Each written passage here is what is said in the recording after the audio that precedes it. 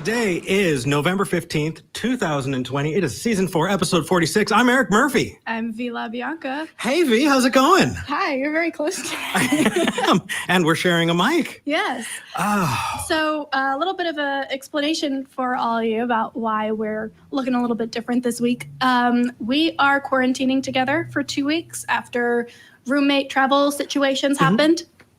And I just want to, we're in my studio today. It looks very different than normal. There's a background for one. But we just wanted to kind of take this opportunity to remind everybody that the pandemic is not over. I know a lot of us are experiencing pandemic fatigue. A lot of us are trying to get back to our day-to-day lives. That's an irresponsible way to look at things right now. So especially as the holidays are coming up and people are talking about traveling, and for some reason people think that like, if it's with their family, it doesn't spread, like you can't get it from family members, which you can. So just a couple of numbers for you to kind of drive this home. In Texas alone yesterday, there were 9,750 cases of COVID, which is a 56% increase, and over 1 million cases reported total in Texas alone. In the US, that's 10.9 million cases reported, and 159,000 yesterday. That is insane. That is an 80% increase. Yeah. So we're thinking about spikes like this. It's gone straight up since we started here. So. And definitely Corona fatigue is a thing. Like we get it. But I know people are planning on going and visiting family and all of that. Yeah, we just cannot stress enough that it is important that people recognize, realize, and are doing their part. So here we are sharing a mic in your studio. It's rough. It's really rough. Well, you know, I'm more grateful for the green screen than ever before. Well, thanks a lot. I appreciate that. That's well, it was fun. We had fun. My studio, huh? Today, yes. But that said, any announcements before we move in? Just the usual ones. Yeah. Talk Heathen is a product of the atheist community of Austin, which is a 501c3 nonprofit. If you like what you do and you want to support us, consider going to patreon.com/talkheathen-to-me. That's patreon.com/talkheathen-to-me, where 2/3 of the way through the episode, I thank our top 5 patrons. So if you want to have your name read today, go to patreon.com/talkheathen-to-me and become one of our top 5 patrons. Also, I believe we're going to be deferring to the nonprofits at 3. And other than that, yes, I do have a really big announcement. And that is that we put out the call last week for volunteers. Yes. And since then, we've gotten 5 new volunteers who are moderating, who we sincerely appreciate. Thank you for listening. Thank you for responding to the call. We cannot wait to see you and interact with you and get to know you better. But last week was kind of intense. We didn't have all the mods we needed, and so we moved into a different kind of chat. But we sincerely appreciate that we got the support we need to do what we're doing. So thank you. Okay. You ready to dive into calls? Yes.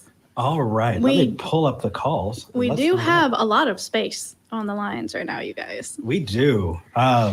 So let's start by talking to Ethan, who it says is a shadowy observer. And that's all the notes we got for this one, you guys. Ethan, you're live with Eric and Vi. What would you like to talk about? Ethan.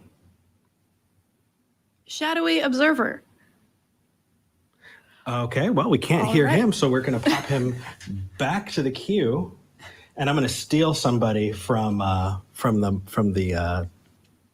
call screeners. Sounds good. We're going to straight up steal Nick from Wisconsin. Nick, you're live with Eric and Vi. How are you doing?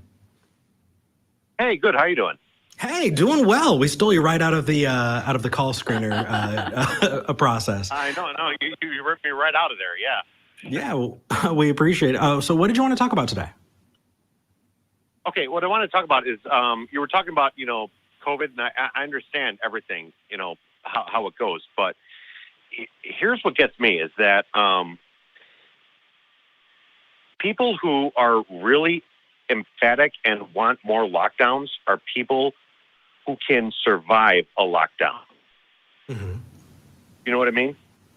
I partially, yeah. I definitely am in a position where I'm doing my best to survive it, but at the same time, I have only been able to get partial work, and I'm doing a good amount of personal suffering with being able to manage it all. But I'm doing my best to limit the amount that I could possibly be not just exposed, because I really don't. I'm not as afraid of getting the virus as I am of spreading it to other people, you know? And so the concern... and I get that. Yeah, so the concern there is that that I'm making sure that I'm doing my best by other people. I feel like it's the most empathetic thing to do, to try and make sure that those people who don't have a choice, like I think you're implying that, not everybody is as privileged to have that kind of choice. Am I right? Yeah. Absolutely. And that's what I'm saying, like with my friends, and I personally can work from home. I don't right now, but I can. But on the other hand, I'm empathetic for people who cannot. Sure, absolutely. So question here. It says you're a religious caller. I'm having trouble kind of connecting the pieces. So what specifically about this topic did you want to kind of dive into? Well, what I really wanted to dive into is, and yes, I am a religious caller, but basically it's that I think people need to have empathy for people who can't work from home, who physically cannot. Their job will not let them. Okay. And we have to understand that, the virus is a thing. It's real. But people still need to make a living. Yeah. Right. And this is talking about, I want to take this opportunity to talk about a larger aspect of this, which is there is also the concern here that the reason, like, people are very quick to point at people who go out to bars with friends or travel for the holidays. And yes, those are irresponsible things to do right now. But a very large reason that the US is still spiking as hard as it is because the government has not been providing people with stimulus or unemployment so that they can get through it, or giving small businesses the ability to, finance themselves so they can make it through this period in new ways. So it's not necessarily, we're not saying that the people traveling for Thanksgiving, for example, are the reason we're spiking. We acknowledge that that is a governmental systemic thing. It has been mismanaged since the get-go, and it would be irresponsible of us to not point that out. So you are accurate there. I think together we need to be pushing for new legislation and new approaches to this that will provide people with the economic stability to be able to say, I'm not going to work this month because it's too dangerous for me, for other people, and feel supported in doing that. So fully agree with you there. Absolutely. And I think we're in agreement too. But the thing is, until legislation happens, people need to work. That's understood. Money. I don't understand what you're pushing back against, though. I'm wondering if we're representing something to you that we don't understand yet. Where do you feel pushback? Maybe I'm saying this wrong, and I'm not trying to push back at all. What I'm saying. We want pushback. That is the nature of the show and the format. Yeah, hit us. Okay. What are you seeing? What I'm saying is that basically. And I'm saying this just, from my friend circle, and maybe this is a small sample size, but people who are very adamant about we need more lockdowns are people who work from home. I appreciate that you're calling on this because your experience is so different from mine that I think that maybe sharing it can help clear up some of the things that is causing a lot of disagreement online. So I'm sure if you watch the show, at the end of the show, we thank everybody who has to be out there working. But with that in mind, we're in Texas. And if you go to, let's say, Zilker Park, right in the middle of Austin, Texas, which is one of the most liberal cities in this part of the country. Hey, dude, I'm in Madison, Wisconsin, so, I'm there with you. So, yeah. Okay, so over here, if you go to the park, there are more people without masks than with. And they're living in a world where I think they don't believe that COVID is a thing. And so what you have is groups of 30, 50, 100, 120, doing group activities, sports and just the way that people are conducting themselves, not working, but just personally, is what's causing at least Vi and I to respond to the way we are, because we're not seeing a world where, people are specifically talking about work. We're seeing a world where people are not only putting themselves at risk, but it feels like not caring enough about everybody else to do their part. It feels selfish. Okay, I see where you're coming from. I totally do. I mean, if it helps, where I'm coming from, if it helps, we're happy to reinforce and empathize and affirm to you, hey, we can absolutely understand that people got to work and they've got to expose themselves, and we definitely don't want to downplay that at all.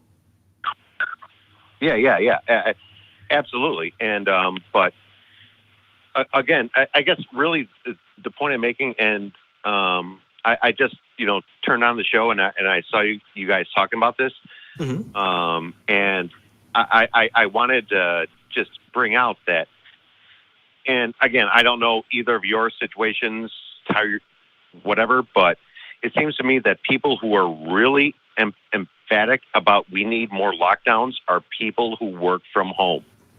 Well, and that's what I'm seeing in my friend group, and that's what I'm seeing on my Facebook feed, and that's what I'm seeing in everyone. And people are not having empathy with people who can't work from home, but still need to feed their families. See, here two things. One thing, I'm always going to jump on this.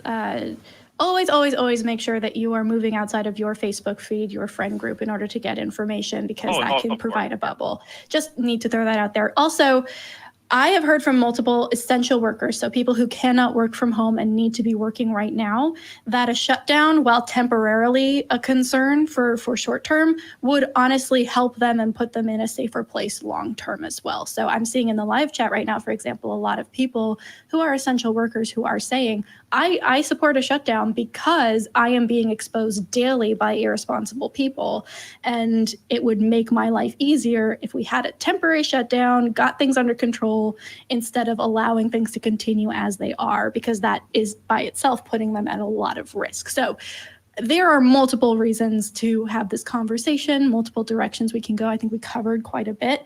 This is right now, probably, I'm glad we got this out of the way, but unless we're talking about a God claim at this point, I think we should probably. Yeah, probably. But I think that if any time that we're going to have this conversation, it's going to be the time where we're doing an episode together. Right, exactly. I'm glad that this was something we were able to fill out a little bit more. So Agreed. Thanks, Nick. All right, thank you. Yeah. Let me just close this call. And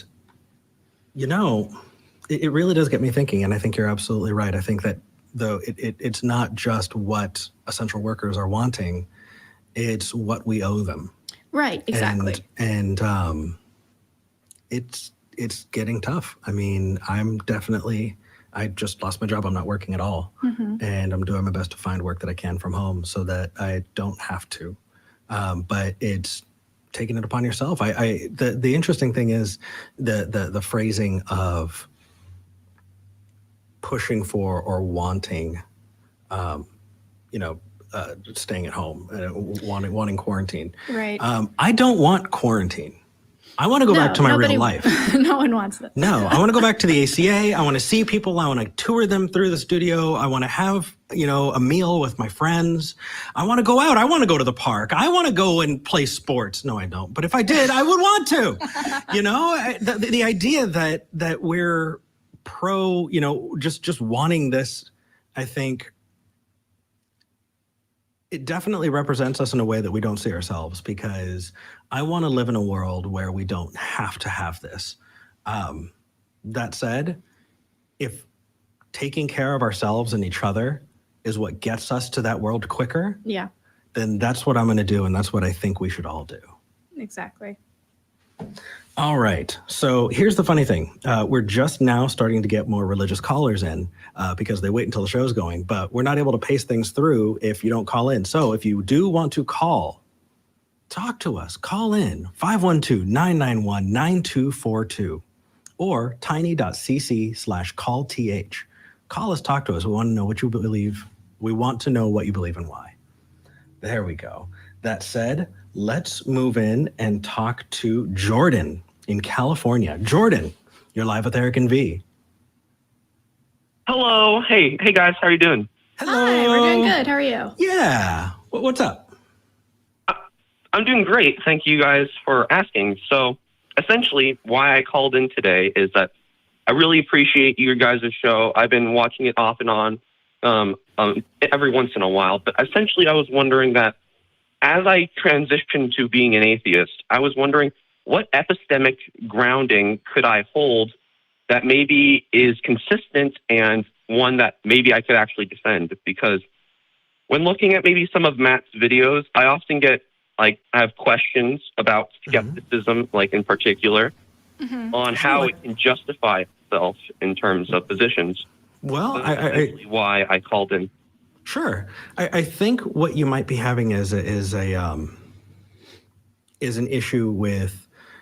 I think you might be seeing skepticism as something that is a cure-all or a solve-all problem. Yeah. Just imagine if I were to open up a toolbox and pull out a hammer and say, I can't defend this hammer because I can't use it to screw in, a screw, or I can't use it to do something that another tool is better for. Right. I think you need to make sure that you're putting these tools in the context where they're useful.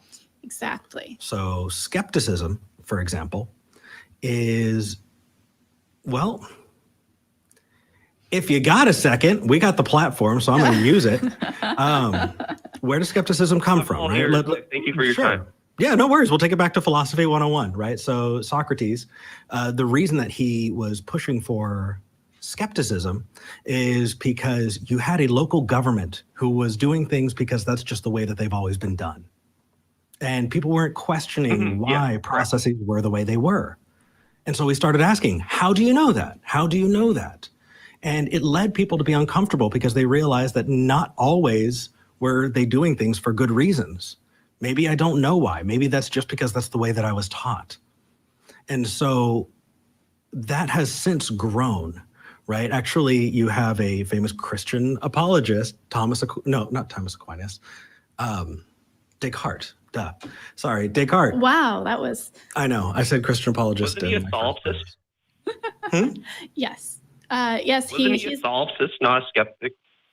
But what he did is he wanted to expand skepticism and prove it wrong. So what he wanted to do is push for, if I were to follow skepticism to its logical conclusion, and that's where you get... Yeah, but that's where you get, cogito ergo sum. I think, therefore I am, right? Correct. Yep. So when you're applying skepticism, what you really are doing is you're tempering your worldview so that you're making sure that you're not talking in absolutes, that you're recognizing that what you understand to be real about the world is assigned a degree of confidence. And you're assigning that degree of confidence based on the evidence at hand and making sure that that degree of confidence is directly correlated to the evidence at hand. It's not a tool. It is not a catch-all tool. It is a tool that we use to make sure that we're breaking down bad beliefs and questioning them. But after that, we need to go back into the toolbox. We need to pull out other methodology, other tools to make sense of the world. So I think you might be applying this idea that skepticism needs to be defensible for entirely understanding a world, when I don't think it belongs there. Mm-hmm. Okay, I understand. Well, then I'm talking about, if you were to have forms of epistemology, for example, how would you examine the evidence? Therefore, if you were given it, and theoretically, you talk about certainty about claims, but how would you examine that, for instance?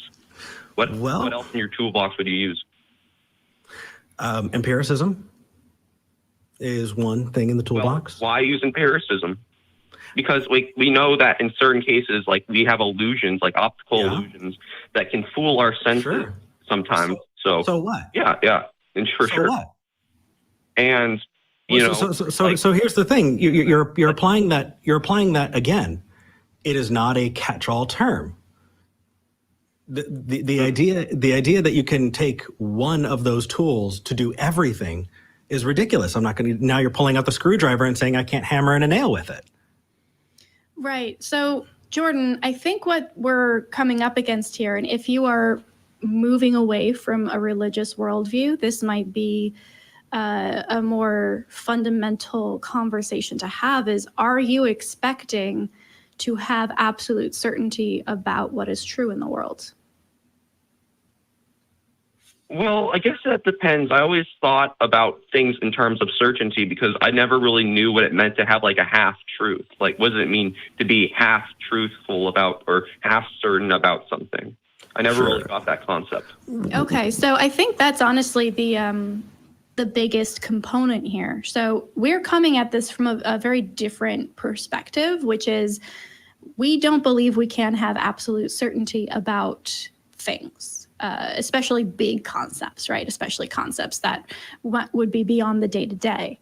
And so what we do is we use tools as much as we can, and we'll swap them out, and we'll use some of them in tandem. But the goal is to get as close as possible that we can possibly know, with the understanding that there's still going to be a gap there, right? There's still going to be a gap between 99% certain and 100% confident in something. And so when we're talking about, here's how you use skepticism and empiricism and questioning and epistemology and all of these things, these are all different tools to use to get you as close as possible, with the understanding that there is a fallibility aspect there. It could be that it's an optical illusion, right? It could be that it's just something we don't understand yet, and we have to make peace with that while still holding ourselves to the standard of getting as close as possible. Agreed. It's the human condition. It's just what we're stuck with. It sucks, but and honestly, that might be the biggest, kind of existential crisis that people face when they move away from religion, is that realization that, I don't know things, and maybe I can't know things. That's an uncomfortable place to sit. Yeah. But now, if you're a philosophy geek like us, then we dive in super, super hard, and you can have confidence in things that you're defining that way. So if I'm defining something to be a certain way, then I can know with certainty that it's that thing because I'm giving it that definition. But when it comes to exploring the world around us, we're stuck. Right. And I'll bet you anything that as you continue to develop your skills in logical thinking, rationality, epistemology, you're going to look back at the ways you thought you knew things certainly and see that they're actually very fallible. And not actually, it's not that we're saying leave a better explanation for this worse explanation. It's saying once you fully understand how to utilize these tools, you're going to look back and realize that you were using them the wrong way.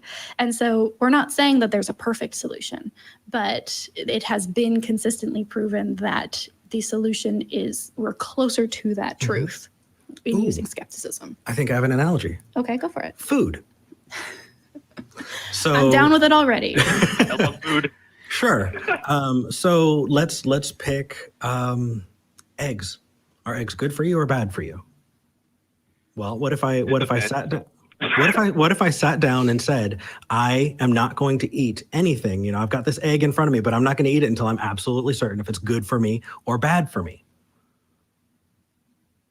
You're going to starve. Well, there's so much more to it. Yeah. Right. And so what you're doing, though, is that doesn't mean you throw the baby out with the bathwater. It doesn't mean that you're going to have Twinkies for every meal, because you're still understanding, okay, I may not be absolutely certain about each thing, but I can have higher degrees of confidence by comparing things and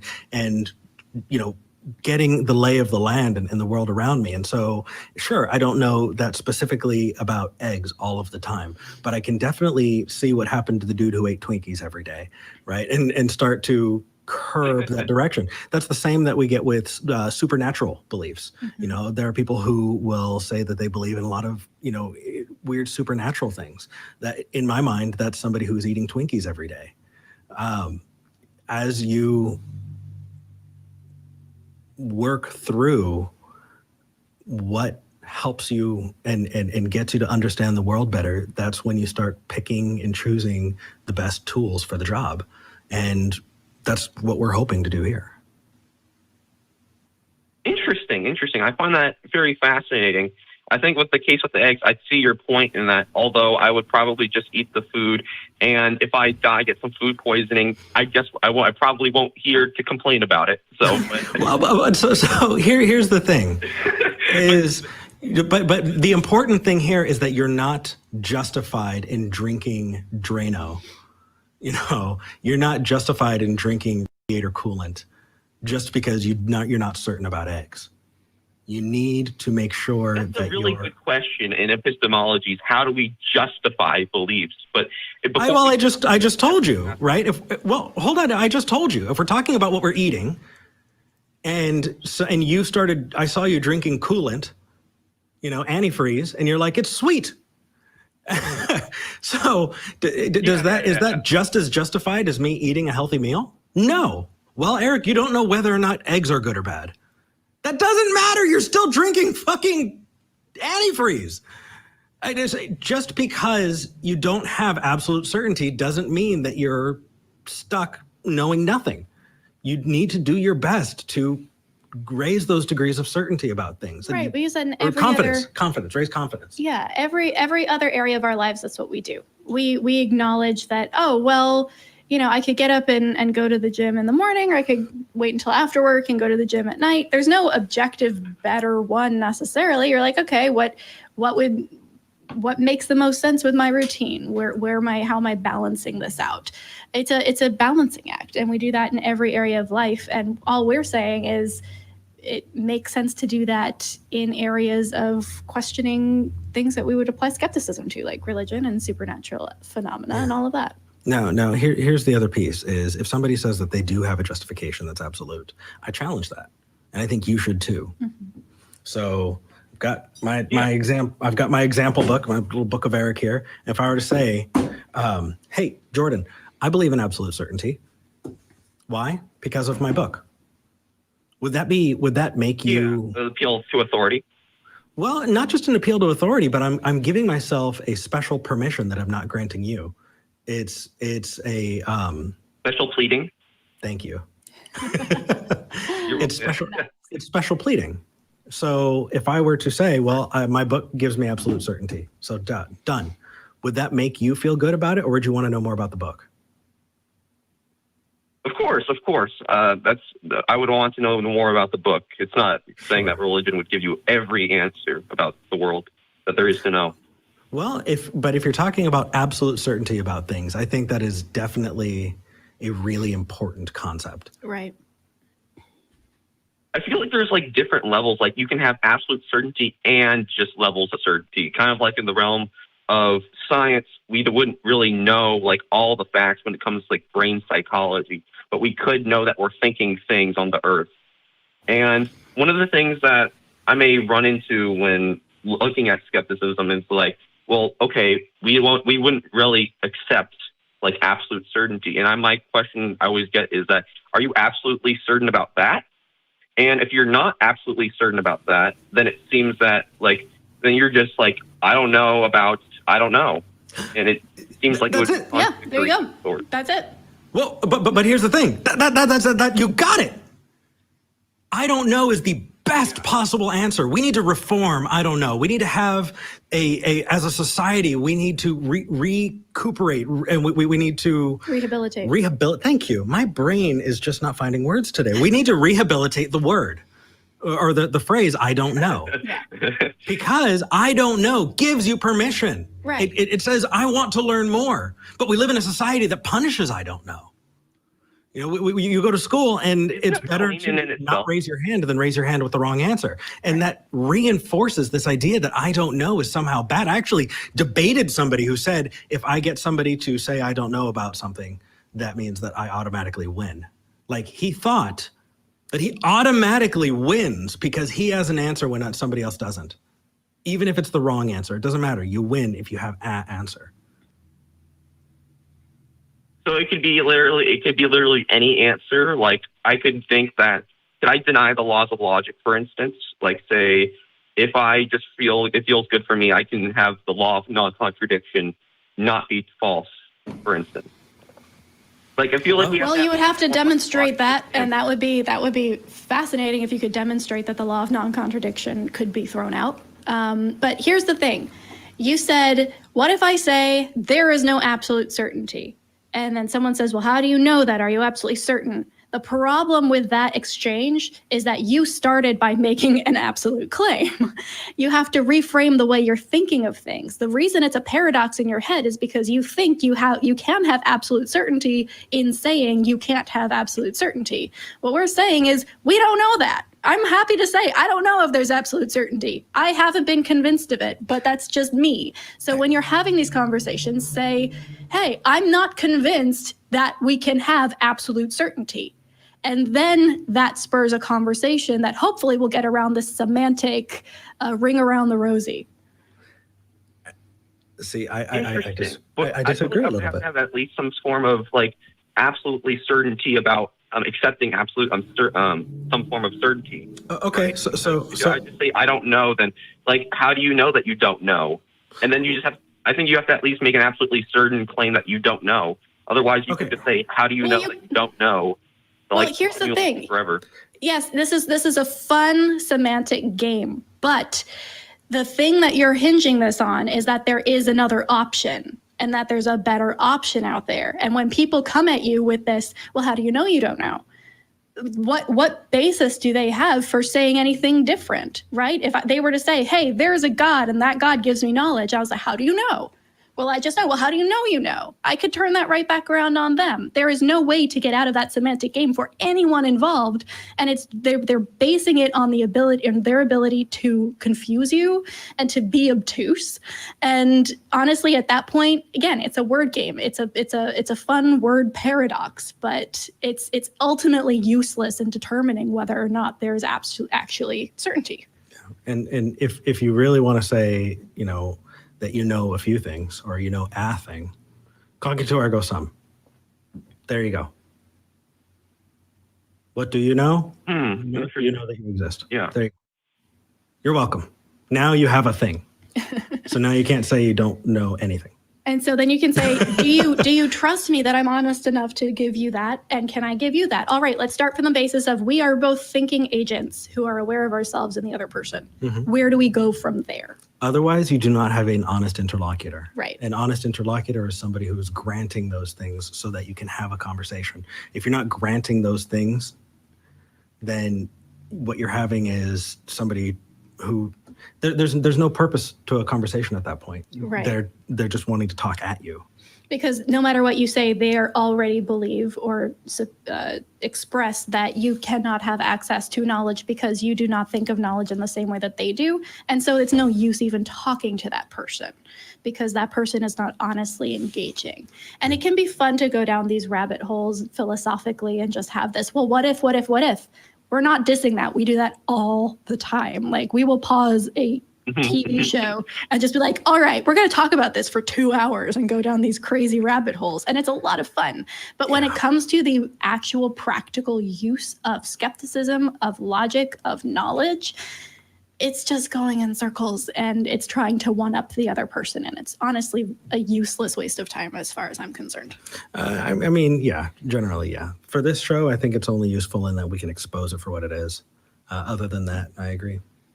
So hopefully that helps. Yeah, but don't you think that there's been some attempts? I agree with you on that front. Like we wouldn't want to be arguing skepticism forever.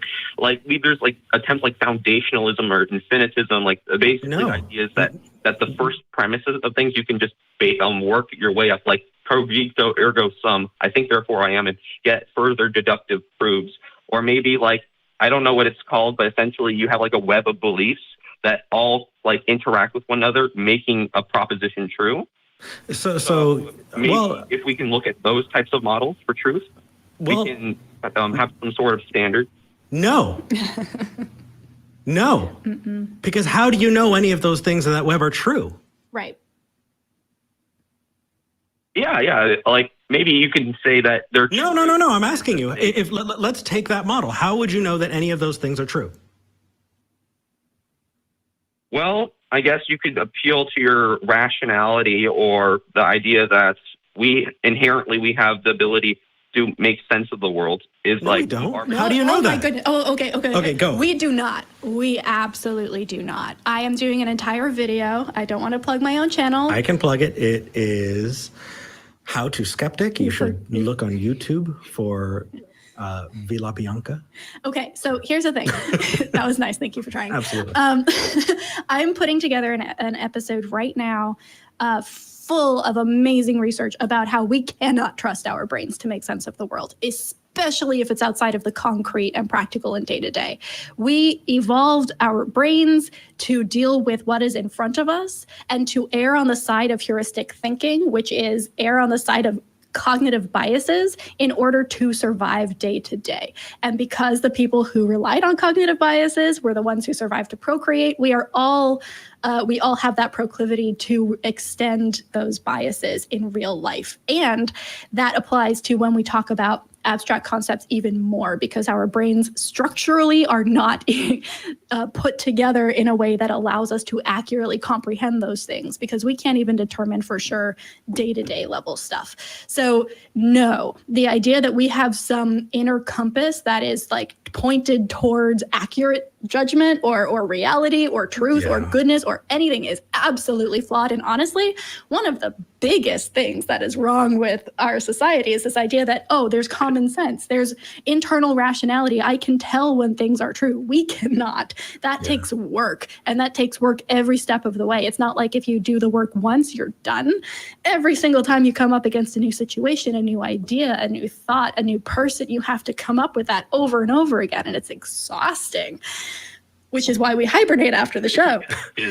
But yeah, just to put that out there, there is absolutely no way. And just to kind of wrap things together, I want to kind of take that and base it in an example that is religious in nature. And that is that I came from a culture where the blessing of discernment was an idea that people were blessed by God to just know, to intuit that they have the truth, or they are able to discern. Sensus divinitatis.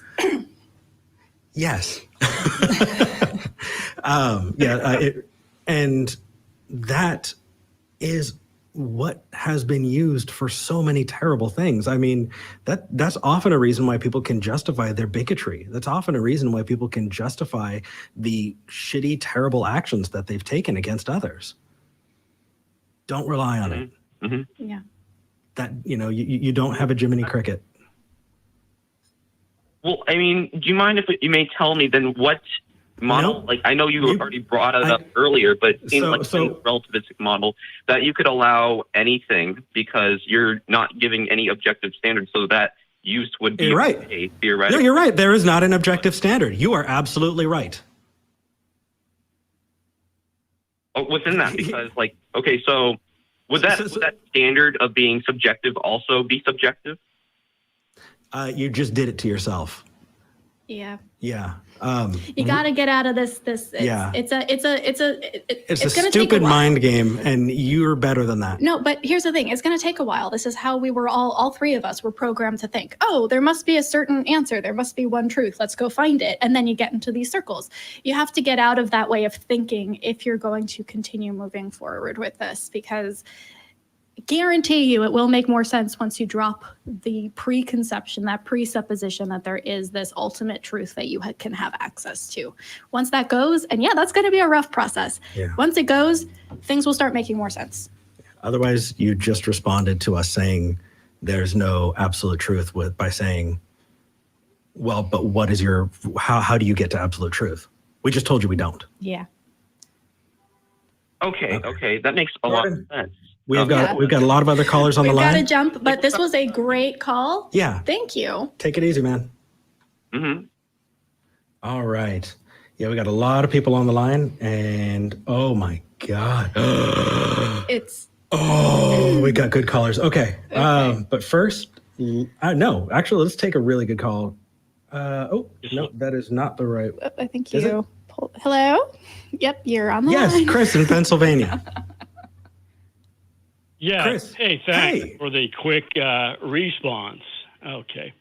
Yeah, what did you want to talk about? Okay.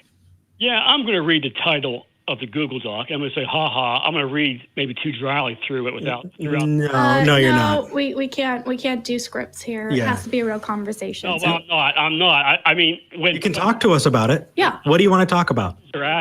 Questions are asked to me. I'm going to go ahead and resource. That's all. I didn't ask you a question. We're waiting for you to come bring something to us. Give us your thesis and please don't read it. Yeah. What do you want to talk about? Of course. Okay.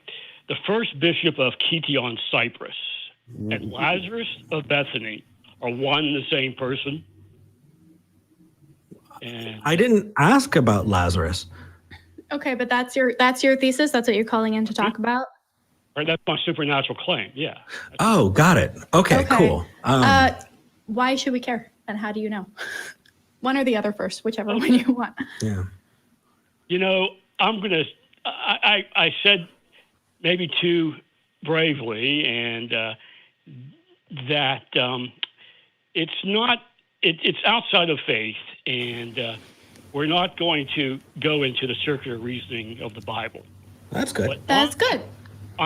Onto archaeology of Cyprus, a tomb inscription including Christos in there. DNA analysis. Well, hold on, Chris. Chris, I'm sorry, but if somebody were to call in because they wanted to talk about trains and they just dove into talking about trains, I think I would feel the same way as I am right now. Why is this important to us? It goes without saying. Yeah, why is this important to us? Lazarus equates to a divine Christ, okay? No, that's it not doesn't. Accurate. I didn't hear that. No. Okay, well, I'll give. It could be some kind of an earth mystery that Lazarus is raised. Okay. Well, so hold on a second. You said you're not gonna go into the circular reasoning of the Bible, and yet you're diving into a biblical story about Lazarus. Why do I give a fuck about Lazarus? Well, I was saying I have science epistemology, and I was going through it. Okay, so hold on. Let's take a look at your conclusion to see if that conclusion would actually follow. So let's say just to have the conversation that someone was raised from the dead, right? That they were dead and now they're not dead. Does that mean that I'm God? Okay, I just said I was laughing, because I don't believe it. That it's some kind. I say maybe ghosts or earth mystery. I think you waited your turn to talk. Let me try that again. On the same level, I'm going to give. Let me get your first name. Eric. My name is Eric. Yeah, that raising of Lazarus could be an earth mystery. I don't understand earth mystery. I want you to respond to my question. So let's. I said I'll agree, Eric, that it could be not supernatural. No, that's not what I asked. It's okay. It's okay. I'll do it again. Maybe we asked multiple questions and you're responding to one that. So let me focus on this one. So just for the sake of argument, I said somebody rose from the dead. They were dead. Now they're not. Does that mean that I am God?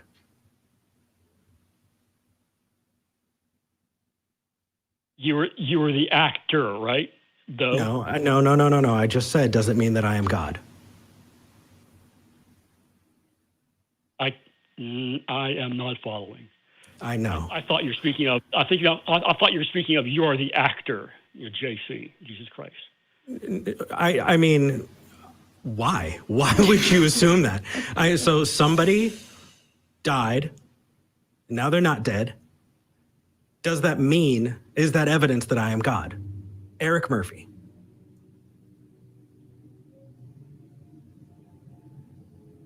Well, I'm gonna say that again.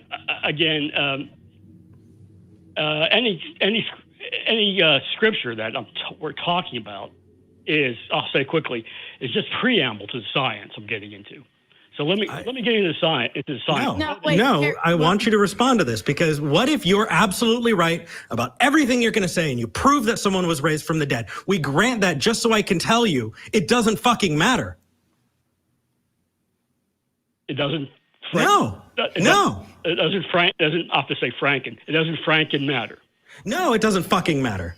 So there are I believe a few years ago there was a video of someone raising someone from the dead in an African group, and they were saying that they are God, or that they were the second coming, right? So even if you were to grant that somebody was raised from the dead, that doesn't have anything to do with Eric, other people. Bow to my science I'm about to get into. And No. I want you to respond and quit.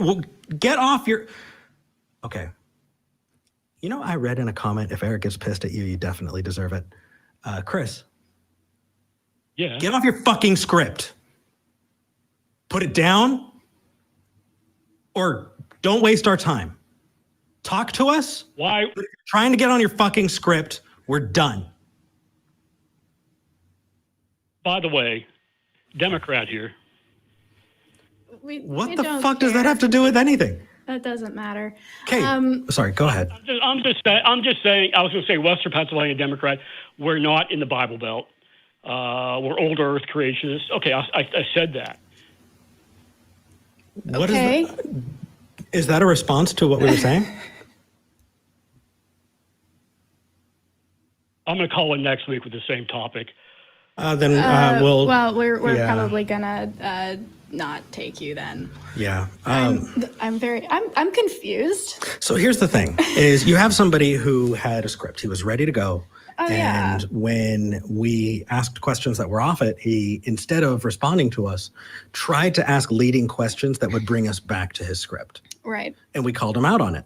And so he just kept doing it, because that is a tactic that a lot of really shitty people use.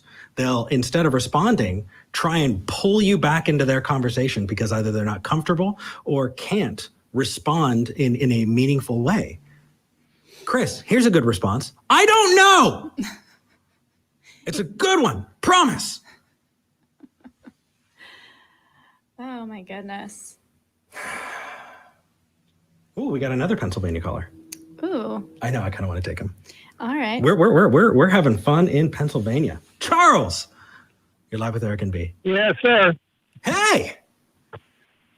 What did you want to talk about today? Afternoon. Good afternoon. Well, yes. I want to tell you why I started believing in God. Oh, good. And, Okay, perfect.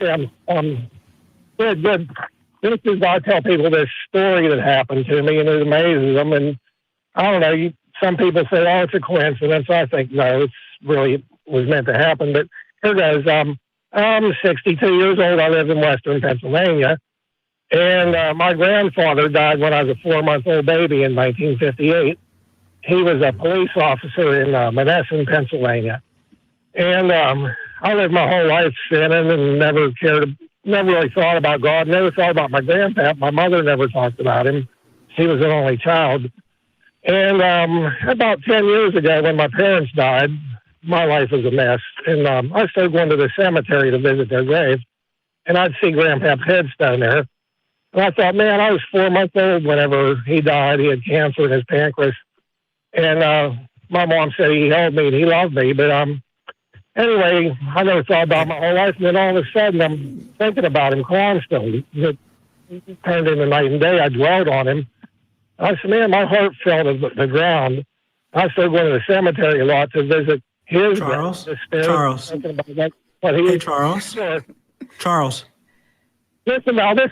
I saw Charles. a picture of him on the internet. Charles. Hey, Charles. Now listen. Yes. Charles. Mm-hmm. So. Okay, go ahead. Yeah. This isn't story time with Charles. Right. You can call in to talk to us about a thing, but if you've come to tell us a story that we're just, we want to interact with you. We want to engage with Charles. Right. Also, Your mic is a little bit garbly. Try moving it away from your mouth just a little bit. Maybe that'll help. Okay. Oh, that's better. That's better. That's much better. Perfect. Wonderful. Thank you. So what is something we can engage with you on? Because it sounds like you're just telling us a story. Well, I found a picture of my grandfather on eBay randomly one night when I was sitting in I drive a truck, and I was bored, nothing going on. I got on eBay to look at old cars, and I seen a Ford Fairlane on eBay in Greenup, Kentucky. I clicked it on. I was reading about it. That's a nice old car, you know. And I said, I really don't care if you thought it was a nice car, Charles. This is a call-in format. We're trying to have conversations. So just so that we can get to the point, are you saying that you were thinking, Charles? Father. Charles. Yes. I need you to listen, please. Please. Here's what you do when you call a call-in show. You say, I was thinking about my grandfather.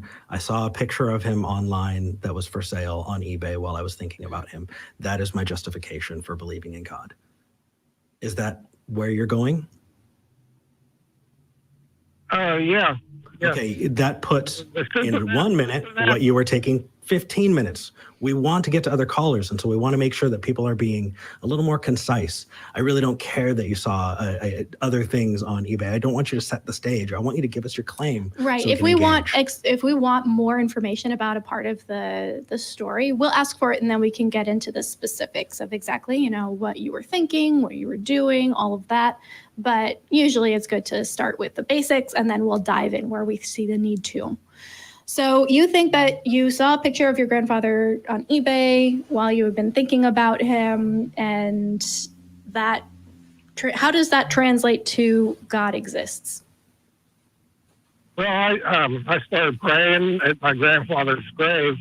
I never went to church, and my heart fell into it, and I had a lot of supernatural things happen ever since. Okay. So I'm assuming that if you've had a lot of supernatural things happen, and the most convincing one was you saw a coincidental photo of your grandfather on the internet, probably the others are less convincing than that. Is this the most supernatural thing that's happened to you? No, I've. So why are you calling in with this one? Why is this the one that convinced you about God? Because you can't get on eBay and look at an old car in Kentucky and hit sellers other items, and he has a photograph of your grandfather in 1937. Actually, you can. It doesn't happen. No, it does. It obviously does. It happened to you, right?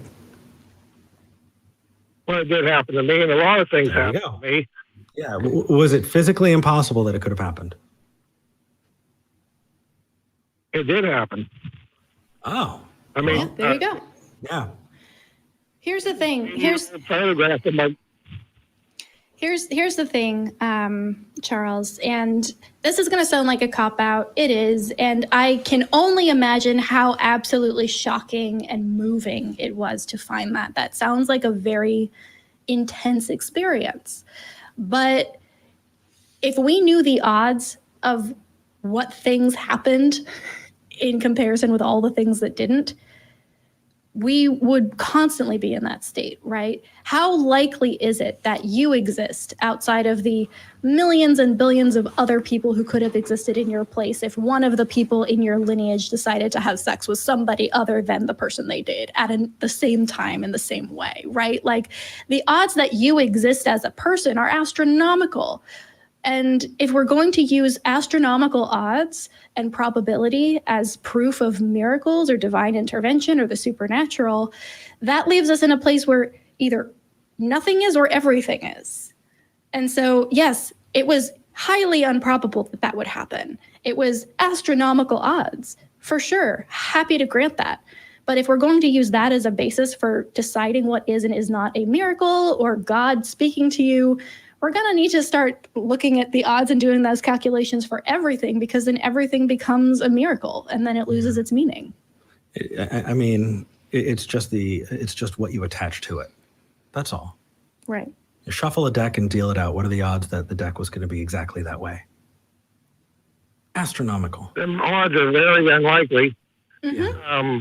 And how I even knew the photograph, what it was was I started asking my brother about Grandpap a lot. He's 10 years older, and he found that same picture with the Historical Society nearby. And he says, you know, they got on that motorcycle. I said, no, I don't know. He said, that's your grandfather. I said, man, I about hit the ground. And he was on a 1937 Harley-Davidson police motorcycle with a sidecar. What does that have to do with anything? Charles, please, respect the format enough to be concise a little bit. Okay, please don't get excited. But the very next day, I found a model of a 1937 Harley-Davidson police bike in the Goodwill store. Okay, Charles, go back, listen to what we said.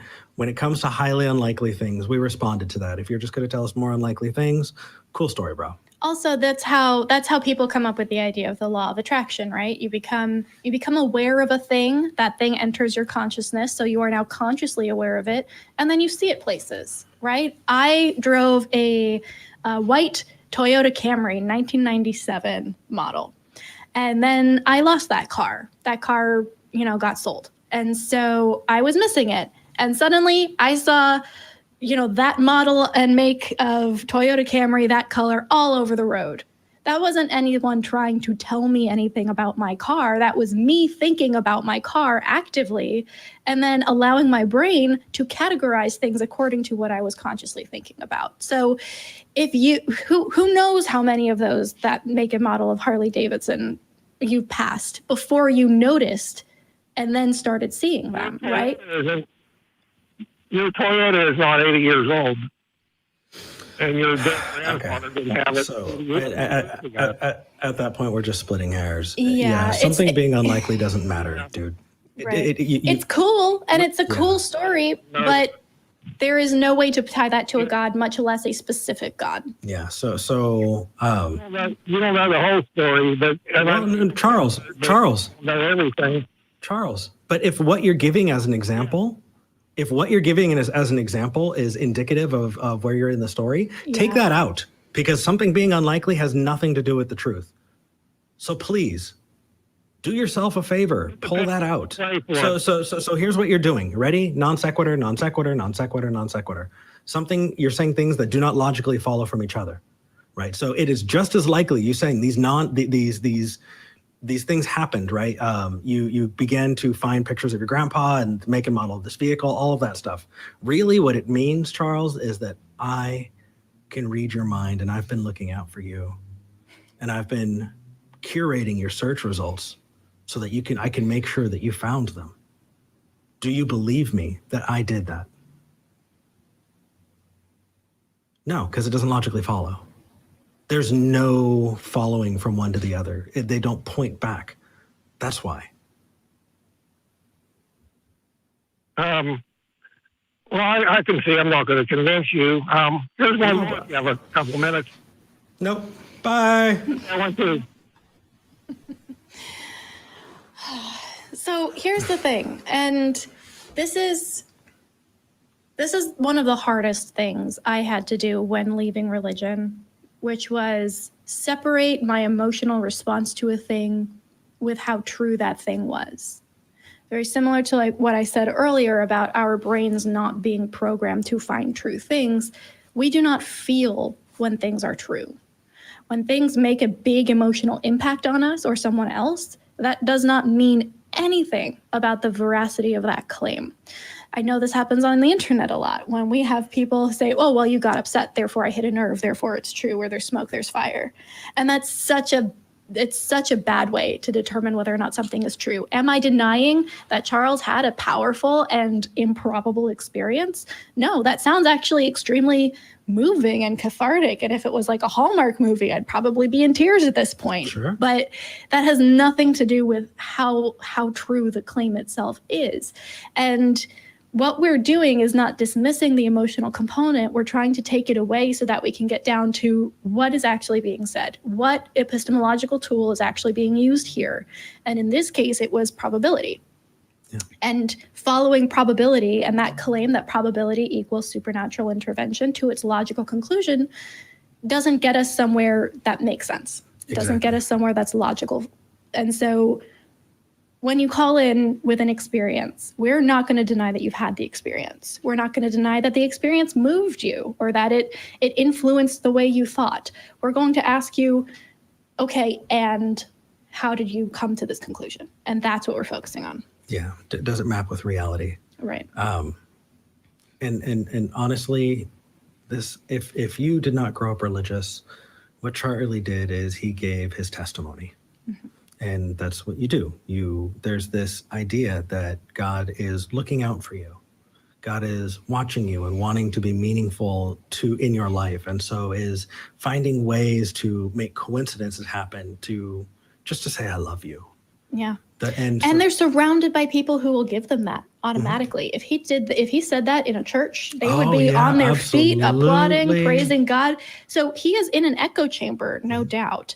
And a lot of these people are where they are told, oh, yes, that is valid evidence. That is good evidence. You have a convincing testimony. Yeah. And so that's one of the reasons why I think this show is so helpful, because people can call in or listen to other people calling in with similar testimony and hear how people outside of that bubble react to it. Is it actually convincing, or is it,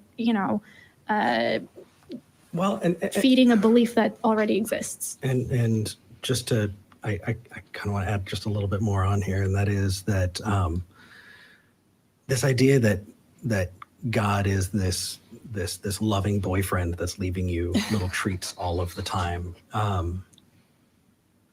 What it's doing is you're carrying the assumption that God is omnipresent, everywhere, and all loving, and God is doing things specifically for you. And if we were to grant that as the case, then we would have granted God already. So we have to first determine whether or not a God exists before we can determine whether or not, something that God is responsible for a thing, right? And if you did, let's say we granted that God existed just so that we can get one more level deeper.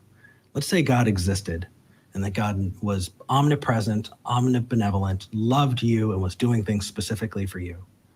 That means that God is also, just so you know, watching children starve and die, watching people get beaten to death, watching disease and murder, torment happen in this world, that God is doing those things too. But you know what? Hey, helped you find that picture of your grandpappy, right? That's nice. I think the God that you believe in doesn't have those qualities. So anyway. All right. Let's move on and let's go Brian in Georgia. All right. Brian, you're live with Eric and V. What would you like to talk about today? Hey guys, how y'all doing today? Doing good. Hanging in there. Oh, and just as an aside, so people know, I'm not exactly clear on the framing of the shot. So if I look like if I'm leaning in front of V, I'm not trying to be a jerk here. I'm just I'm not sure about the framing of the shot. So yeah, I've got an eye on the shot. So if I'm going like that, yeah, it's because V's actually correcting my position. We're good. Yeah, but anyway, what did you want to talk about? Basically, I'm interested to know, why so many people tie their beliefs to their emotions, and how do you get past that to have a conversation? Oh, that is a good question. Wow. Why do they tie emotions to beliefs? That actually would be a very interesting video. I may actually have to do one exactly with that in mind. I think that a lot of people view their identities in their beliefs. They think I am what I believe. And I've seen that enough that is kind of my assumption more often than not when it comes to people in that place, is that they equate their ideas with who they are. Right. I think it must be like just a byproduct of consciousness and being a conscious person to have the informational side and then also tie that to identity and who you are.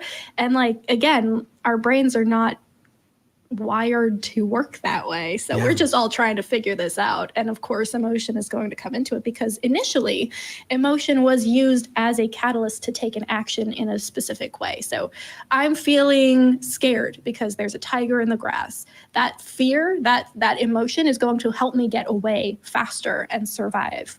And so it makes sense that our brains might swap out there's a tiger in the grass to there's a God or there isn't a God, and react in the same way with those same emotions. And this is just me spitballing. I would need to read some real research on this topic, but it's a really good question.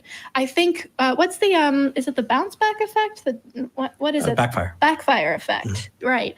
So the second part of your question, how do we keep people from reacting emotionally to information they might not like or might conflict with their own beliefs, is to make sure that you're aware of the backfire effect and compensate for it. So usually what we will see, and this happens a lot online, this is why online spheres are so toxic a lot of the time, people jump in with, well, you're wrong, and that makes you hold tighter instead of let go. So a good way to combat that is instead of saying, you're wrong, I think you're stupid, or you're wrong, you're clearly uneducated, or, you know, whatever that instinct might be to tell someone, instead step back and approach it more in a street epistemology way, I would say, and say, well, how do you know that? That's an interesting thought. Let's follow that through to its logical conclusion. And that's not going to get rid of the emotional component, right? People are still ultimately going to reach that point where their emotional reaction is too uncomfortable for them to continue the conversation, especially if you're talking about a big concept, right? Like religion, like politics. But the goal is to get them as far as possible before that emotional response kicks in. And I see that in my experience, the street epistemology approach and forming things like a conversation help get you farther than just coming right out and saying, well, that's a wrong idea. You're stupid. Yeah. And it could be that they're just going to react that way with you every time because it's their relationship with you, and it might need to be somewhere else. Yeah. Often needing to engage with these ideas from different directions, right? I think that shows like this are important because this gives people an opportunity to engage with these ideas without feeling like they're personally having to have the conversation. And because of that, there's less of a backfire effect sometimes. Mm-hmm. And so just being you, living those things and over time exemplifying the behaviors that you want to see. Okay. I hate to be wrong, but even worse, I'd hate being adamantly wrong. So I always assume that I could be wrong. That's a good policy. I'd like to help. Yeah, but I would appreciate somebody correcting me if I'm wrong. So it's just hard for me to comprehend why everybody else doesn't feel the same way. Right. And there's also that component that you brought up earlier, which is that we need to rehabilitate the term I don't know, right, in that phrase, because especially in the U.S., I feel, and this could be more broad, more global, but I don't like speaking about beyond my own culture. There's this idea that you have to know or you are somehow lesser. And knowing things is valued more than not knowing things, and being right is considered somehow a more moral thing to be than being wrong, even though I know very many moral people who are very wrong about very many things. And I also know people who are technically right on a lot of things, but are horrible people. So for me, I would say, in addition to talking to the individual, embody a culture that prompts this kind of conversation and that embodies that, oh, if I'm wrong, I want to know so I can adjust my thinking, and making it not a big deal, making it not an ethical or a moral consideration. It is something that you prefer to be because the world works better when we know true things. And you're super not alone in this. It really does need to be rehabilitated. In the live chat, somebody had painted this scene where school teacher is saying, does anyone have the answer? And child Eric is sitting in the back going, ooh, ooh, ooh. Yes, Eric, I don't know. The funny thing is after having worked in schools, I wish more kids did that. So I knew that I needed to continue to go on exactly. to make sure that they did learn, because that's my fucking responsibility. So It's okay. Well, let me ask you this. I'm sorry, I didn't know you were done. No, go ahead. Well, something V said just a moment ago reminded me that as far as identifying yourself with a position, does it seem like that's kind of the same thing as identifying yourself with like your favorite sports team, your favorite, brand of, tennis shoes, or just kind of like a tribalism thing? Is that why it's so emotional? Well, I think there's probably a correlation there. I think on a deeper level, there's an instinct to tie yourself to what you think, because you are in your head, ultimately. You live there, that is you. But also, I think that we are constantly trying to find ways to build families and tribes and groups of people who we feel safe with, because that is an instinct that we have inherited. And back then it was super easy, right? You were born into a space, you lived with the people in that space, you died there, your children lived there. Like, it was a very self-sustaining thing because of lack of ability to travel and all of this. So that was kind of how things were. And now that we have the ability to talk to anybody we could possibly imagine on the internet, now that we are constantly seeing other types of people portrayed to us in the media, and we live in a global culture where people come from all over, we still find ways to do that.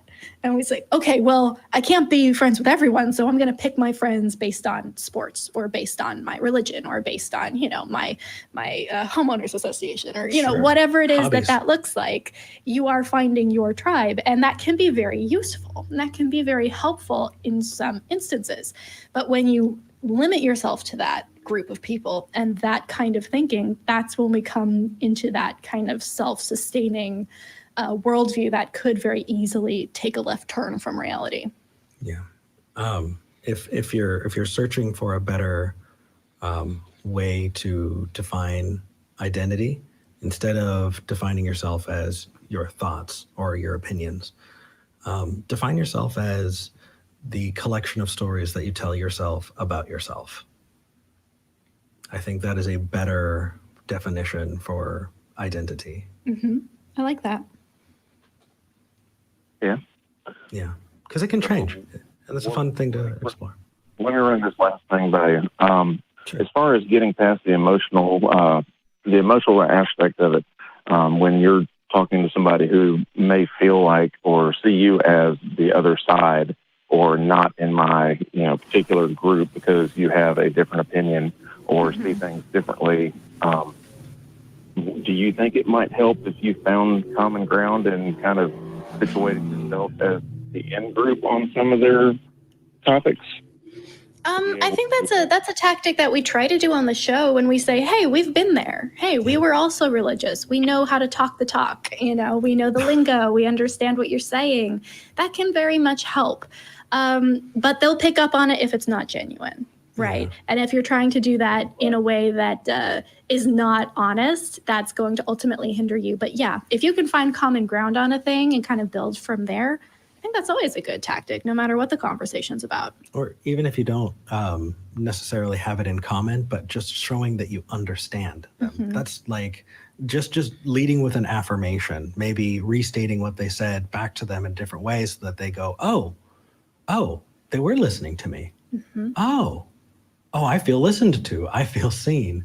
It opens that up. Or, and this can double in your conversation about, tell me more about that. If you act actually interested in something that maybe you are very unfamiliar with and you don't share with them, but you're honestly intrigued by it, and you let them know that. And you're like, oh, that is really fascinating. Tell me more. That is really interesting. I haven't heard that before. So it can go either way. It can be, oh, yes, I'm also there with you. Here's common ground. Or it can be, I'm actually really excited to learn something new. Let's foster this idea of sharing new ideas with each other. So there are many different ways to do it, and there's not a one size fits all. It's going to depend on the person. It's going to depend on your relationship with them and where you are and what their day was like. But having these tools at your disposal is going to help you immeasurably when having hard conversations. So great questions. And I'm going to think about the tying emotions to facts and identity for a video, because that sounds very interesting to me. Cheers. Thanks, Brian. Hey, thank you for calling in, man. All right. Thank you, guys. Y'all take care. You too. You too. All right. I think it's time to thank those patrons. All right, let's do it. All right. So if you want to support us, you can go to patreon.com/talkheathen-to-me. It's patreon.com/talkheathen-to-me. Every donation helps. This is a nonprofit that is putting these shows on, and it is taking a lot to run things remotely. And if you like what you do and you want to support us, that is definitely a way to do it. Our top 5 patrons this week are Eric Tweet, who we got a message from. Yes, that was amazing. And so it turns out that is their name. They're not telling me to tweet, though I have been tweeting. Yes. Yeah, we've been watching a lot of Star Trek. Mm-hmm. By the way, just as an aside, I hate the Borg. I don't think they're scary. I think that it looks like a tornado hit an AutoZone and like a Michaels, craft supply, and everybody's just got tubes glued to their faces. They're terrible. They're terrible. Anyway, let's move on. Let's thank our top 5 patrons. We got Eric Tweet, Desert Heathen, Bethany P, Jay Friedman, Ward Knipling. And this week, it is one of those days. It's a year-long day. Yeah. We've got Balaam's donkey. All right. Thank you so much for your support. Actually, Balaam's donkey is tied for 6th place with your favorite, Dingleberry Jackson. Yeah. Honestly, I want them to team up and do like a punk goth band type thing. Maybe Balaam's like a donkey. ska thing, like Balaam's donkey and Dingleberry Jackson at the Met or some shit. I could kind of Right? see it. Yeah, it would work. Yeah. It would work. I All right. I think it would be a folk punk band. Okay, I can see that. yeah. I can see that working. All right. All right. We ready? Yes. All right. Let's move on and talk to Bryana in Illinois. Bryana, you're live with Eric and V. What would you like to talk about? Hi. I'm a little more nervous than I expected to be. No worries. It sneaks up on you, but it's It okay. So with the holidays coming up comes a lot of family things. And I found out recently, I'm an atheist, and the rest of my family are extremely conservative, very biblical, literal Christians, to the point where I have lobbyists in my family that lobby against like the separation of church and state. And I found out recently that they like make fun of my religious trauma behind my back. And it sucks. And it sucks the worst because I have had conversations with them about it where they seem to be actively listening and repeat back what I'm saying, and they seem to understand. And then later go and talk about me. And like, I obviously don't want to be alone for Christmas, but I don't know how healthy it is to keep contact with these people right now. And it just hurts and it's hard.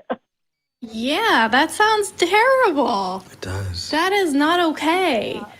Oh, that's so hard. I'm sorry, Bryana. That's a lot to go through. First, like realizing that that's not who you are anymore and having to go through that with religious trauma on top of it.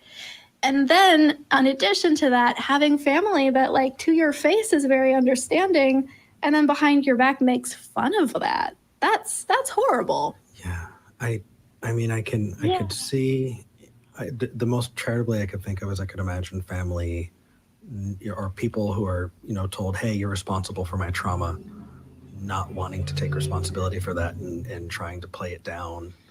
Yeah. But it's terrible. Yeah. I mean, again, if we're being the most charitable, it could be a coping mechanism for them because that must sit very hard and very heavy with them. And so to laugh about it makes you feel better, but still, that is not an excuse for making fun of someone's trauma, especially if you had a hand in it. Yeah. So I think I understand the not wanting to be alone for the holidays part. I really do. But I don't know. I think it's honestly a best case scenario and a worst case situation here. It just depends on you. It totally depends on you. There's not a right answer, but there's also not a wrong answer. Yeah. Right. And you should do what feels best to you. And that might be giving them one more holiday and getting yourself in a headspace where you feel comfortable moving away from that. Mm-hmm. It could also be just saying, you know what, I found out that you guys were making fun of me behind my back and I don't feel comfortable around you anymore. So I'm not coming this year, or I'm not going to be spending or celebrating the holidays with you. Honestly, if that would be cathartic for you, and if you are set up financially, emotionally to be able to do that, that is also an option. You should not feel like there is one path here. It is whatever you would feel most comfortable with, knowing full well that both of them are going to be uncomfortable. So I don't know. What are your thoughts here in this back? Yeah, I feel like, I've been thinking about that a lot. Like, either way, it's not what I want necessarily. Like, obviously, I would love to have a family that's supportive, but, and it's like, I've tried every year to go, and it's like, I feel like I'm trying to hold on to something that, I might just be kind of hurting myself more by going. Yeah. Like, it's kind of like, I think I kind of know the correct thing. But it does help to hear it from other people too. We recommend, if you haven't already, check out our Discord, hop on Facebook and check out our Facebook groups. There are some amazing people there who are probably in your situation too. Yeah. It's nice to have that. So I'm actually really, really glad you called in, because you sharing this means that a lot of people who might also be too worried to call in or just could be feeling the same way, they can get the feeling that you're getting too. So thank you. We also have a partnership with Recovering from Religion. We do. And I feel like that might be useful as well. Have you called their hotline yet? I know some people call in and say, oh, I've already talked with them. Or have you heard of Recovering from Religion? Yeah. I've used them a few times, and it helps. Oh, good. Like, okay. I just have like no support system, so it does help to like be able to talk to people. Yeah. And like I do have a secular therapist as well to deal with all of my traumas. Yay, I guess. I'm right there with you. So maybe the next step then is to start building that support network for yourself and actively looking for people who you can ultimately initiate into a new family, one that you've made and one that will be respectful of you and your choices. They don't have to all be atheists, you know, they don't all have to think exactly the same way you do, but having a group of people there who you've chosen as your family to come with you on these difficult journeys and be there for you when your own family has chosen not to be. Is useful, and I know that's a long way off, right? That's not something you can do in a month, but even taking those first steps of looking for people, finding ways to meet people safely, of course, with COVID, which makes this so much harder, right? Because you can't go somewhere. Yeah.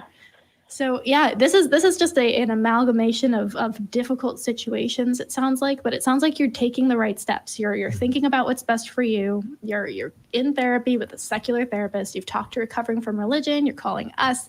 You recognize that there's hurt going on. Yeah, and it sounds like you've done a lot of work on yourself as well, and understanding how you're reacting to this and what is going to be healthy for you. So you're on the right path.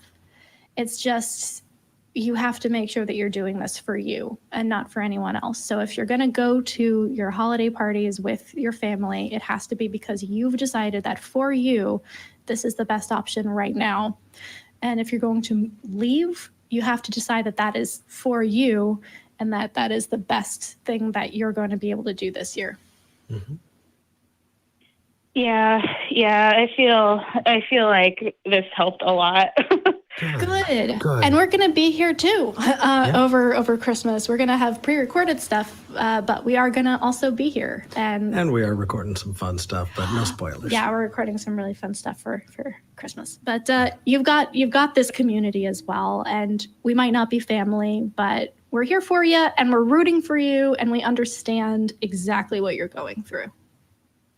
You're not alone. Yeah, and it does help. Like, it's not the same sometimes as like having people in your, like, not over the internet, but it does help. Like, I go to your live streams on Facebook sometimes when you did those a lot, and I watch. Hey. I like watch all those things, and they do make me feel less alone. Like, it does make me feel like, okay, there are people out here like me. They just don't happen to be near me right now. But that does help, and it is a good reminder.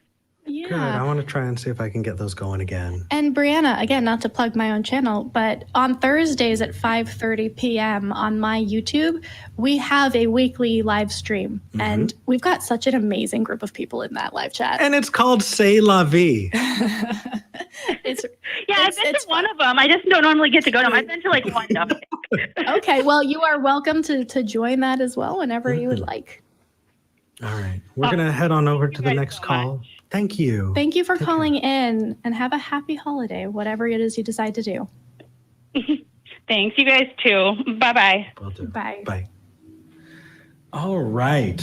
Woo, we've got some big calls here. Okay. Let's talk to Dizzy in California. Dizzy, you're live with Eric and V. Hello. Hi. Hi. What would you like to talk I'm about? an atheist.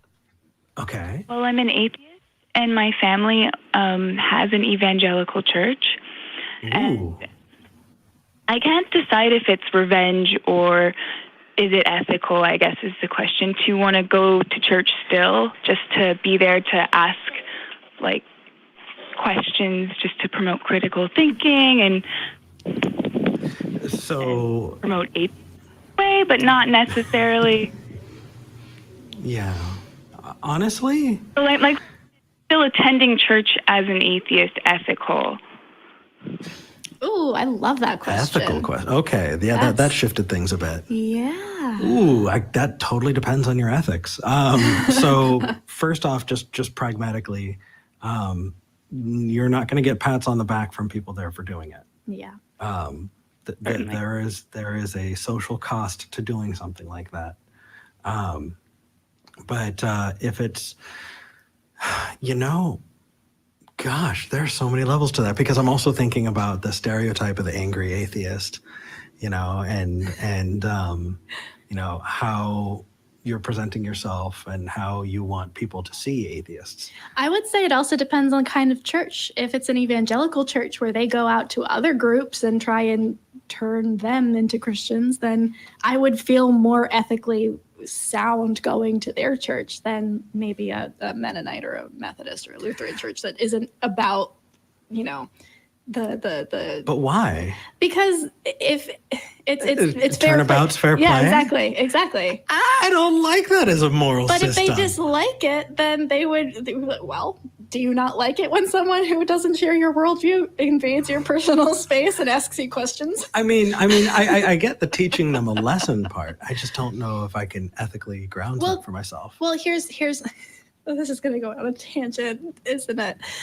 By the way, these are the conversations V and I have all the time. Exactly. I felt myself falling into argue with Eric about morality moments. No, here's the thing. They have already determined that in their ethical structure, doing that is okay.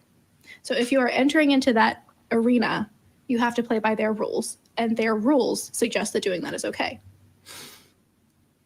Otherwise, it's special pleading. Well, but I think they are special pleading. So we get them to notice that. Sorry. Sorry, continue, Dizzy. I'm so sorry. We're getting off on a tangent. It was a good question. It is. And V and I are probably going to continue this after the show, because this sounds like way too much fun. It's basically, angry atheist does, fit the bill, I suppose. I've internalized most of it. So I was trying to keep it inside. When I go to church, I still attend, and I sit quietly and try and be as respectful as I possibly can be, because I think about times when I was in church and really involved that I wish there was somebody there that didn't quite believe and was willing to ask brave questions like, why is this way? Or, why would an omnipotent God do that type thing? Like, I wish that had been posed to me when I was in youth group or something like that. So I can't stop thinking about doing that sort of thing, just quietly on the side. Well, I will tell you, in my experience, I tried calling my pastor to maybe create a relationship where I could do that kind of thing. And just the very thought of critically questioning or critically looking at things caused yelling and hanging up on his end. Oh, gosh. So, and there's the other part here too, which is if you go to a church and ask questions, they are going to take that as an opportunity to proselytize to you. They are going to think that, oh, this is my in. I get to tell this person, I get to evangelize to this person. Yeah. So if you're okay with that and okay with moving those conversations into a critical space and engage in more street epistemology type conversation, then I think ultimately, we're having this fun like meta ethical conversation about whether or not it's acceptable. And I think we disagree on this, but ultimately for you, for this call, for what you're asking, it comes down to you. And if you are no longer in an angry phase, which you can be if you would like to be, if you feel that's still necessary, absolutely, that is a viable option. If you are no longer angry and you feel like you have a good enough grasp on these conversations to go and have them with people, you should go and have them with people. If you feel like that will make you feel better, if you feel like maybe there are some people in your church who really need this kind of back and forth and you want to provide that to them, absolutely, I think that's what you should do. But you should make sure that you are in a headspace emotionally and just mentally to be able to handle that. And to be able to handle a lot of pushback and backlash because of it. So I remember when I first started challenging everything, I was still a Christian, but I was a very progressive liberal Christian who at that point was mostly in name only. And I would get into these conversations with street preachers, with those like sandwich board, the end is coming. Like they're all over Portland. Oh no. But I would get into these arguments and get stumped and then walk away feeling like an idiot, walk away feeling like I had, damaged the cause in some way because I just wasn't ready for it yet. And I would either get emotionally flustered or they would come at me with a topic I hadn't thought about yet. And so I foundered and there's so if you are doing this for catharsis and you think you can handle it and you think that people would actually benefit from it, I'd say you could easily make an ethical case for it. If you are doing it out of a sense of obligation or you don't know if you're ready for it or it's coming from a place of spite, then I would say maybe wait a bit, think about it, consider it, and maybe do it when you're ready. And I think the only way you could ethically justify it is if you took it that if nobody ever listened to you and all you ever got was shit for it, is it still something you would be doing for you? Because if it's not, then you could be setting yourself up for some heartbreak. It's my family's church, so everybody there knows I'm an atheist. Okay. Then if going is you doing it for you and you feeling good about it, then go for it. If you're doing it because you have the goal of maybe helping certain people and they don't get helped, let me tell you, down the road, it's going to hurt. And I would hate for you to have that hurt. Right. No, I don't have specific people in mind. It just happens that, like, that's the way it is.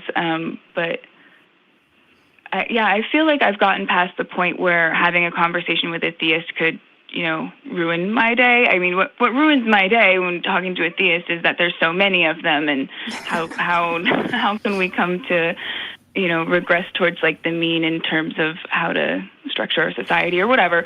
But I'm prepared to talk with people because I spent 10 to 15 years proselytizing and doing all that weird. I have an idea. I think we may have hit on the same thing. When you go and do it, call back and tell us what happens. Because I went to church this morning. I certainly got a fun look from my family pastor. Oh, damn it.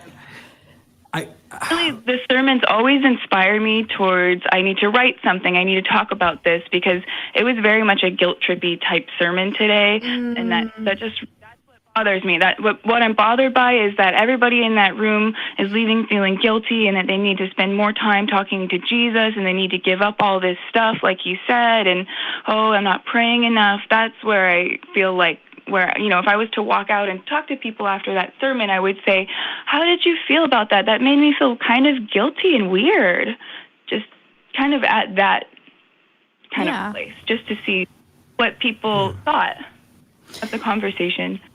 Yeah, I mean, honestly, I've been playing around with the idea of going to a church just so I could, because there's this thing where I haven't been so long that I think I'm not full. I think I've hyperbolized it in my head a little bit, and I want to make sure that I'm never doing that, never charactering as somebody else and stereotyping them.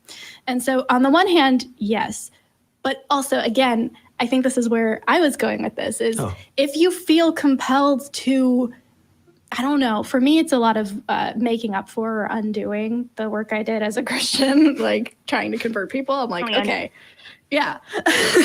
Especially if for 15 years you were doing that, I can understand the desire to be I need to undo this. I need to do as much as I can. A good way to do this and to actually sorry, go ahead. And I did it all around the country in rehabilitation homes and foster homes and youth homes. So I'm feeling it. I'd like to do something and go about this ethically. Well, I could write a book and maybe some atheists will read it and feel inspired, but why not just go to the church where I grew up and speak with the people who know me and are telling me, you know Jesus. You know what you can do, though, and this is something that I would highly recommend anybody who's listening do. You can reach out to Recovering from Religion, and you can become a volunteer. And what that will do is either via chat or via phone, you can talk with people who are deconverting or who are struggling with a religious problem, who have called you, and you can be that voice for them. And it won't be with people you know, most likely. And it might not scratch that that itch of, I'm confronting the people who know me and who have this preconceived notion of who I am.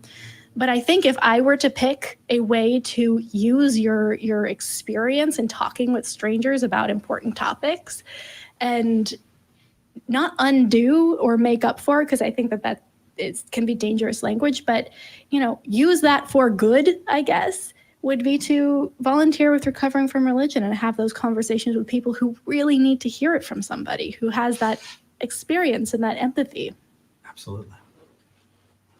Yeah, I'm studying clinical psychology at the moment, and I don't want to be a therapist. I got to the point where it felt like I was being indoctrinated again. So I was like, no, I need to be an individual. But it's something like that is storming. How can I resolve my need to still talk about religion and how important it is for our society and what have you, and hopefully make insight. I put this together. I was going to say, hopefully some of those suggestions help. And thank you for calling in. Yeah, I think that's a great start. Thank you. We're glad. Yeah. Take care. Oh, thank you. All right. And let's move on and talk to Sandra. Ooh, local, Dallas-Fort Worth area, nice. DFW. Hey, Sandra, how are you doing? I'm doing okay. Thank you for putting me on the air. I'm a little nervous. I'm 59 years old, and I've disconnected from my family because of my beliefs. Oof. Recently? Yes, I'm going to start crying. I'm sorry. Right before my birthday, my son told me I was crazy and he wanted nothing to do with me unless I got help. So I turned to y'all for help, and I feel better about things. And if they choose to be out of my life because I don't want to believe what they believe, that's on them. I'm sorry. I'm nervous. There's nothing to be sorry about. That sounds like a horrible thing to have to go through. I'm so sorry. Yeah. It's okay. You're right, though. You're right. It is on them. You are being true to yourself, and you are being honest with them. And if they decided that who you really are is not someone they want to be associated with, that's their loss. Because I don't know you, Sandra, but you sound kind of awesome. Thank you. You're sweet. But let me tell you, this wasn't something that I just, I'm against y'all, and y'all are so hateful because you're Christians that I've decided. This took me 20 years. I went from Christianity to studying, meeting up with pagans, and then I started getting on YouTube and reading the ancient texts and seeing all the different virgin births and all this stuff. And then I went over to Hinduism. I'm like, there's so many similarities. What's really the truth? And I started searching inside of my own, what I really believed. And I started watching Eric and Matt and how they were, because I never questioned what I was being told. And they shared their experience with Christianity. And then them and Tracy were the first three that, I think it's Tracy, that lady. She's awesome. But those the first three that I experienced. Me too. I listened to them and the reasoning, I mean, I'm like, yes, exactly. Yep. You can't tell a Christian that. They're going to tell you that you're closed-minded. I went through that. And no matter what I did, I didn't fit in with those people because I questioned constantly. And I'm sorry, I'm babbling on and on. But if it wasn't for y'all, I would have never been able to close the door on that. I have a couple of reservations, and I want to ask y'all's input on this, if I can. Of course. Okay. So when I was 39, the other one was like a freak dream that happened. I had a dream, I woke up, and it happened. But this other one, when I was 39, I hadn't spoke with my father in 39 years. I'm sitting at work, working in a call center, and I keep having this urge to call him, that inner voice. Call your father. I'm like, no, I'm working, and it kept on pressing. Well, I called him. I told him I loved him, and he told me he loved him. He was going through some stuff, and that night he died. So I thought, oh, that was God. That was the Holy Spirit. What causes something like that to happen? I need to satisfy that in my mind so I don't have these reservations. You know what I'm saying? Because we will look for anything to hold on to a belief system that's been indoctrinated into our mind. So absolutely. What could cause something like that? Well, there are a couple of things. The first is that if that happened to be true, like let's say there was a God that was telling you that you need to call your father, that would say a lot of things about that God. And it definitely wouldn't reinforce the God that you were raised to believe in, right? That God would know that your dad's about to die and so is going to give you that chance, because what does that mean for everybody who didn't get that chance? Oh, wow. I never looked at it that way. How self-centered. It is. And I don't mean to say that in a mean way, but we do. We focus on ourselves and we don't.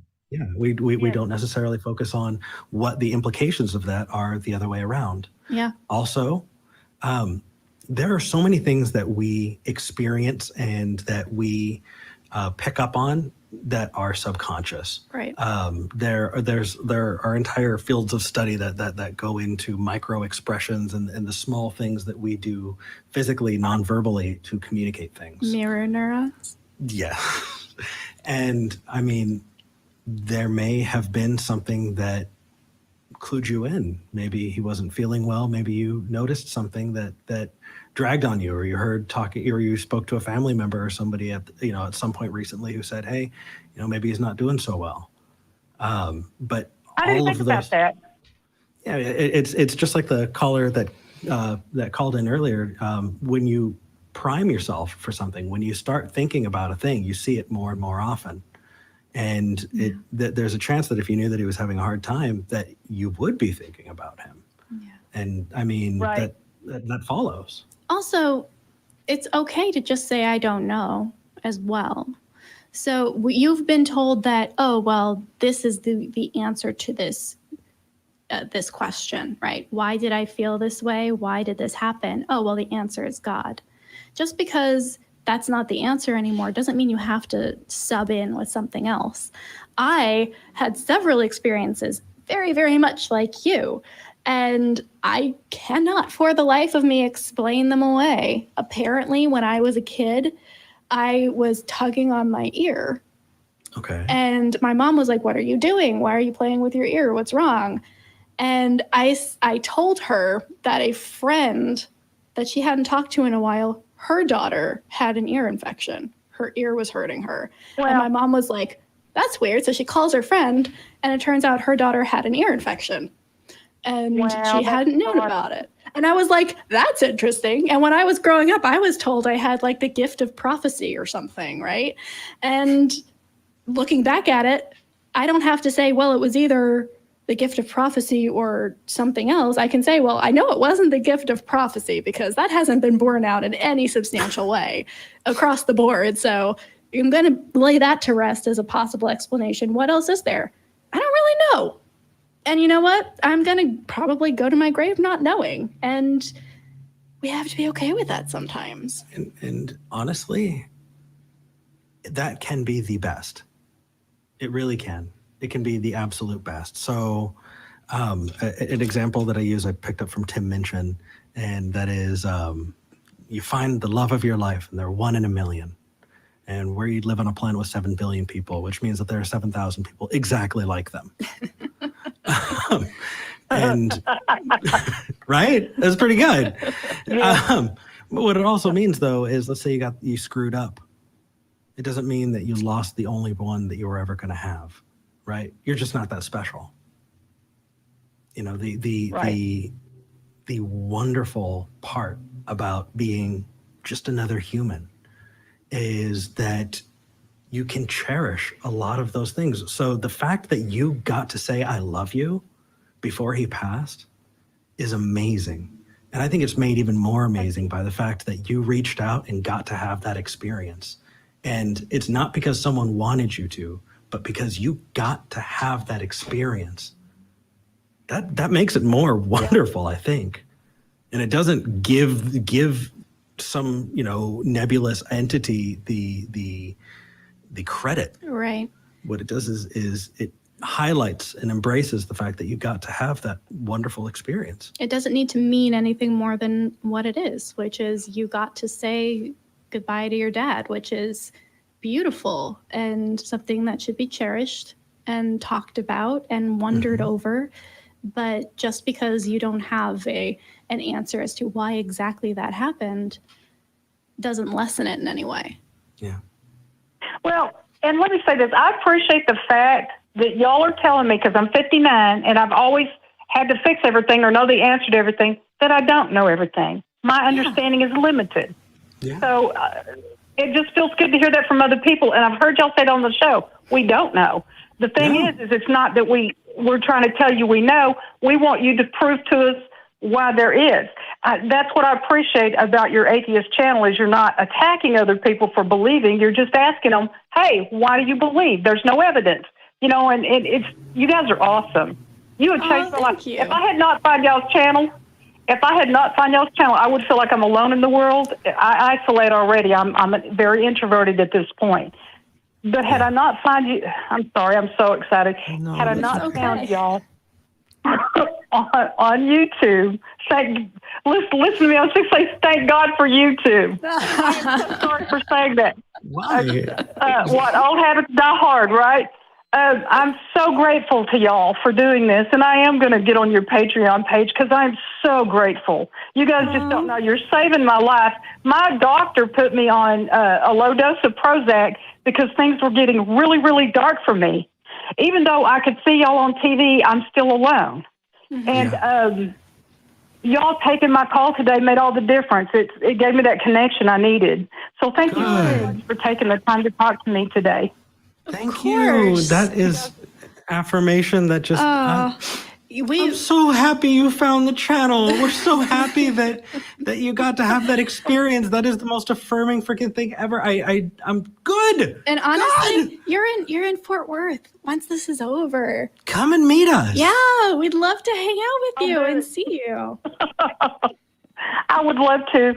Guys, I love all of y'all. I'm so every day when I watch your channels, I talked about not going and seeing family because when you leave, you feel worse.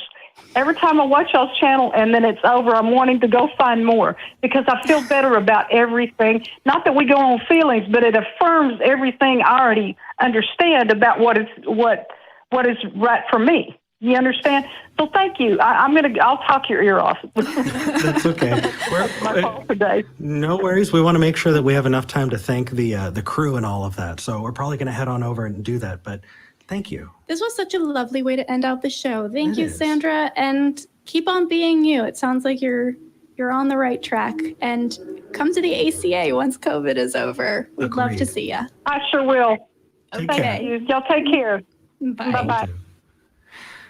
I can't believe it's already time. I know. This is definitely, so thank you all for being patient with us.